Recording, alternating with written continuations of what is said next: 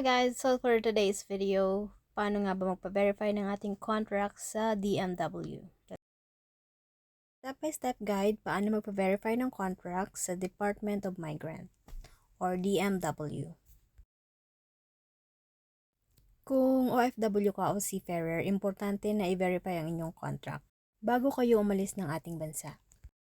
Ano nga ba ito? Tinitiyak ng Department of Migrant Workers, Overseas Labor Office or POLO, na ang kontrata mo ay una, totoo, valid, alinsunod sa labor standard. Ito ay proteksyon laban sa illegal na recruitment at contract substitution. Sino ang kailangan magpa-verify? Bagong hired abroad, balik manggagawa na lilipat ng employer, direct hired kung applicable, seafarer na kukuha o magre-renew ng kontrata. Step by step, ihanda ang documents, original contract, passport, photocopy, valid visa, working permit, proof of employment, DMW approved contract para sa seafarer. Pumunta sa DMW office, Pinas, POLO naman kung sa abroad.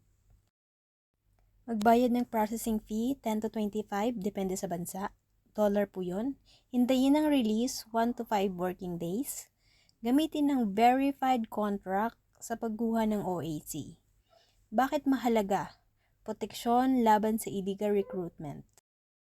Legal proof ng employment, required sa OAC processing, employer accountability, access sa DMW, OWA at Embassy assistance. Reminders, huwag basta lumipad kung hindi verified ang kontrata. Baka ma-upload o ma-deny ang OAC mo.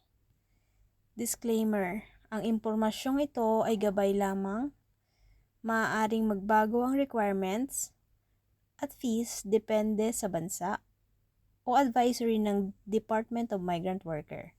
Mas mabuting i-check ang official website ng DMW Polo Office para sa latest update. So hanggang dito na lang guys. Thank you for watching. Don't forget to like and subscribe and press the button bell for my next video. Bye!